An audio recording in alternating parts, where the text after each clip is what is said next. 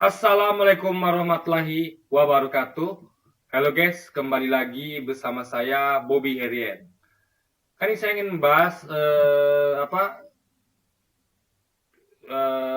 cuitan dari Ridwan Kamil, mantan Gubernur Jawa Barat, yang merespon Caimin tentang jalan tol. Caimin itu kan dia menyampaikan aspirasi dari rakyat, yaitu tukang becak. Di mana tukang becak tuh mengeluh, menyampaikan aspirasi bahwa mereka tuh tukang becak tuh nggak merasakan tuh jalan tol itu, ya. Karena jalan tol tuh hanya bisa dimasuki oleh mobil. Bahkan kalau kita mau teruskan bukan hanya tukang becak, tapi yang pemotor sama pesepeda itu nggak bisa masuk jalan tol, nggak bisa guys, nggak bisa menikmati gitu, ya kan? Nah, apa jawaban Ridwan Kamil? Ini guys, jawabannya sangat tidak tidak apa ya tidak apa ya saya katakan tidak relevan gitu. Jadi gini, dibilang pertama jalan tol itu memudahkan distribusi barang, ya guys. Kalaulah kita kan imbang-imbang jalan tol itulah jalan umum, ya. Yang nama jalan itu mau jalan tol, mau jalan umum itu akan memudahkan distribusi barang, ya. Cuman jalan umum menang semuanya. Distribusi barang menggunakan mobil dan motor semuanya dimudahkan. Tapi kalau jalan tol hanya pakai mobil dimudahkan. Orang yang distribusi barang pakai motor nggak dimudahkan, ya kan? Orang yang pakai motor yang mau mengangkut barang dia pakai Anda tahu lah ya kayak semacam dari bambu atau dari apapun itu yang dipakai oleh tukang apa istilah yang gojek itu guys, gosen itu kayak gitulah, jadi kan pakai semacam bak di belakangnya. Nah itu nggak bisa jalan tol. Jadi kan banyak petani yang nggak pakai mobil, ingat ya, petani itu banyak yang nggak pakai mobil, ya. Dia hanya pakai motor dan motornya tuh dikasih belakang tuh kayak dia mau ngantarkan makanan ternak atau ngantarkan hasil panen ke pasar dan segala macam. Nah itu dia tidak memakai mobil. Jadi dan ingat ya, sekarang nih harga kebutuhan pokok itu mahal. Nah itu bisa jadi karena bayar tol yang mahal, ya.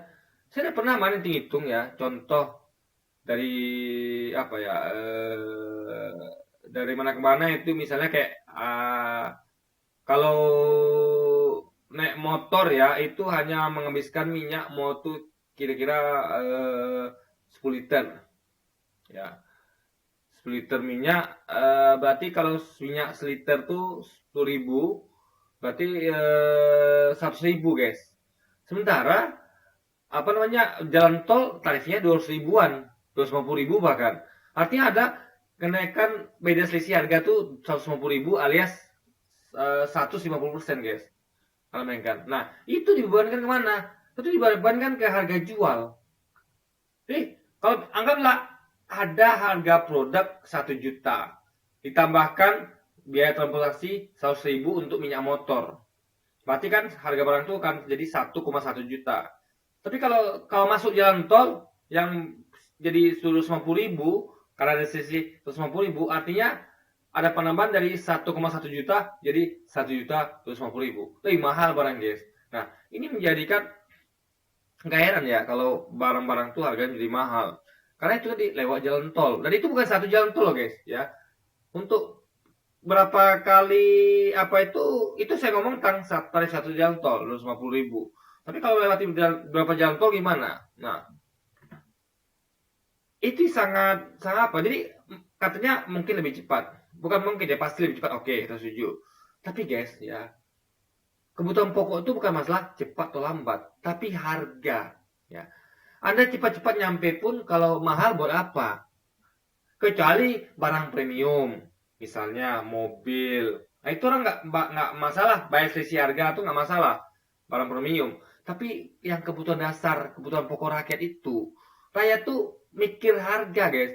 Anda bayangkan ya, sakingnya miskinnya rakyat itu ya, selisih 1.000 saja mereka mau berpindah, ya. Anda tahu ya, ada orang yang banyak tuh nggak mau beli orang lewat, pedagang lewat, karena mereka tuh ngejar selisih harga 1.000 2.000. Mereka mau lagi ke pasar, guys. Ada bengkan gitu kan. Jadi harga tuh sensitif bagi orang-orang susah, orang miskin. Nah, lalu ya sisi lain ya, jalan tol ini kalau kita lihat itu kayak saya waktu saya tuh sering nongkrong di kedai kopi, itu saya sering mendengarkan yang ngomongin yang muji-muji jalan tol tuh hanya orang yang punya mobil. Yang punya mobil, yang punya motor sama yang jarang berpergian travel itu mereka diam aja, guys. Nggak ada ngomongin jalan tol. Yang paling yang punya mobil, oh enak ya kita dari Pekanbaru Dumai itu biasanya 6 jam, sekarang cuma 3 jam. Oh cepet gitu kan. Yang punya mobil, lihat siapa dia? Yang punya mobil. Yang punya mobil gimana? Atau yang punya mobil tapi dia hanya main dalam kota, tidak akan ngomongin itu. Jadi berapa kali sih jalan tol dipakai? Siapa sih yang pakai gitu kan? Lalu yang kedua lucunya lagi Ridwan Kamil ngomong tentang mudik. Para petani dan lainnya itu mudik itu lebih cepat. Mudik itu setahun sekali. Belum tentu juga setahun sekali. Kalau ekonomi susah, mereka mikir juga itu mudik, guys. Jadi Ridwan Kamil ini ngomong tentang sesuatu yang dipakai setahun sekali. Kita butuh tuh yang dibutuhkan rakyat itulah fasilitas mereka tiap hari. Makanya dibandingkan jalan tol, mending bangun jalan akses dari pertanian ke kota. Itu lebih bagus. Sehingga rakyat itu akan lebih mudah untuk mendistribusikan hasil pertaniannya dari desanya ke kota gitu, guys. Kita lihat sekarang banyak jalan transmigrasi desa-desa kecil itu yang rusak.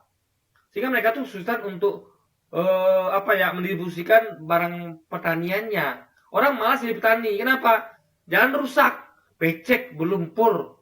Kalau udah hujan, udahlah tuh banjir. Gimana coba? Atau tanggul-tanggul yang diperlukan agar warga bisa menanam, petani bisa menanam itu kan kalau banjir itu kan misalnya kalau di lahan gambut itu kan tanah jadi asam. Itu gimana ceritanya? Nah, mereka ini butuh sekali jalan gitu. Tanggul gitu kan. Jadi apa ya? Jadi jalan tol ini guys hanya dinikmati oleh para pemobil atau yang pengen barang premium. Misal saya butuh kirim mobil dari Jakarta ke Pekanbaru. Nah saya nggak apa-apa bayar lebih tinggi karena lewat jalan tol. Karena saya mampu bayar mahal. Memang keinginan. Tapi bagi yang butuh nggak mau lewat jalan tol guys, nggak mau. Maka dia tahu nggak? Contoh, supir-supir angkutan itu demi mengejar yang murah, dia mau menunggu dia guys. Ya, biar antri agak macet di jalan biasa. Yang penting dia posnya lebih murah gitu. Nah, dari itu pun jadi mahal juga karena jalannya rusak kan, dan umumnya kurang terperhatikan jalan umumnya karena fokusnya ke jalan tol. Jadi Ridwan Kamil yang ngerti tentang suara hati tukang becak lah ngerti dia. Suara hati pemotor nggak ngerti dia. Katanya berapa sih yang punya mobil gitu.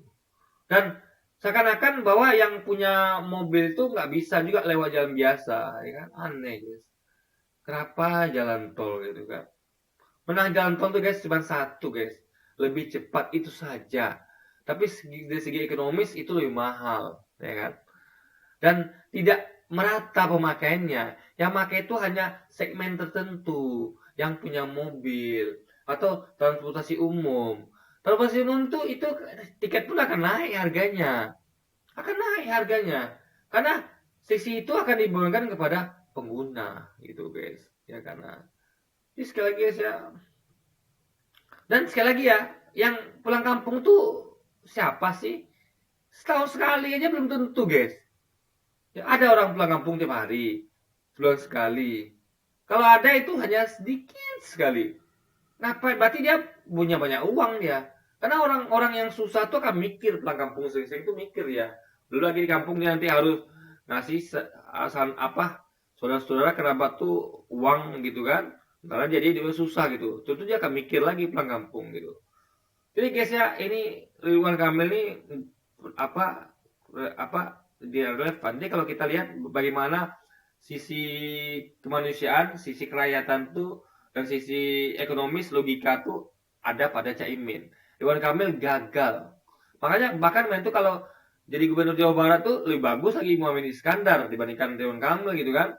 Nah makanya saya nggak heran juga kenapa kok Ridwan Kamil ini nggak diangkat jadi, nggak ada dipilih jadi cawapres.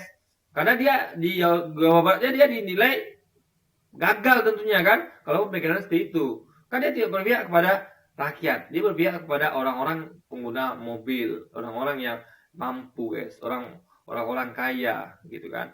Karena orang menengah ke atas itu juga mikir 2 kali beli mobil, ya. Orang menengah ke atas. Karena orang menengah ke atas itu dia apa namanya mobil itu kan bukan hanya bensin kita pikirin, ya, tapi juga pajaknya guys, itu luar biasa. Setahun tuh bisa 2 juta, 3 juta. Kalau mobil mewah tuh bisa sampai di atas 4-5 juta kan. Nah, itu sangat memberatkan sekali. Belum lagi biaya perawatannya mahal sekali. Jadi biaya orang menengah itu pun masih mikir juga untuk beli mobil. Mungkin orang kaya aja gitu kan. Dan paling kalau mau apapun itu bukan kebutuhan tapi keinginan orang-orang itu untuk beli mobil, untuk gengsi gitu kan. Kalau dari segi kebutuhan, kalau dipakai untuk jalan keluarga, ya pakai motor juga bisa gitu kan. Pakai 2 motor itu lebih hemat dibandingkan 1 mobil gitu kan. Biaya perawatannya dan biaya apa namanya minyak motor dan segala macam itu kan lebih hemat. Juga bayar pajak pun lebih hemat. 2 motor yang bisa menampung kira-kira 4 sampai 6 orang dibandingkan 1 mobil atau anggap 3 motor sekaligus. 3 motor ya. Itu lebih murah dibandingkan pajak mobil. Pajak motor 3 yang motor bebek ya, yang tidak sampai 200.000, anggaplah 200.000, itu hanya 600.000 setahun. Mobil ya yang sama dengan kapasitas 3 motor tuh bisa 2 juta lebih hemat motor. Juga biaya perawatan tuh murah. Servis motor berapa sih? Servis tuh paling ganti oli sama segala macam tuh nggak sampai 100.000 guys. Artinya 3 motor hanya 300.000 nggak sampai. Mobil berapa satu mobil guys servisnya? Ban bocor berapa lagi itu? Ya, ganti kopling segala macam berapa lagi? Jadi mobil itu sangat boros sekali. Orang menengah ke bawah akan mikir beli mobil gitu kan. Kecuali orang-orang yang betul-betul keinginannya besar gitu, betul-betul gengsi. Orang-orang logis tidak akan beli mobil. Saya tidak akan pernah mau beli mobil. Bahkan orang kaya aja, segala sesuatu tuh beli mobilnya mikir ya. Dia beli mobil tapi mobilnya mobil butut yang pajaknya murah gitu. Yang biaya warta murah, mobil-mobil jadul guys. Itu orang tuh akan selalu menimbang sisi ekonomis gitu kan. Jadi kalau berarti Ridwan Kamil berpihak kepada orang-orang yang sedikit sekali. Sementara Caimin berpihak kepada rakyat banyak. Berarti di sini pemenangnya adalah Caimin guys. Ridwan Kamil kalah ya total. Oke, jadi mungkin sekian dulu aja video kita kali ini guys, dan sampai jumpa lagi di video-video selanjutnya, dan wassalamualaikum warahmatullahi wabarakatuh.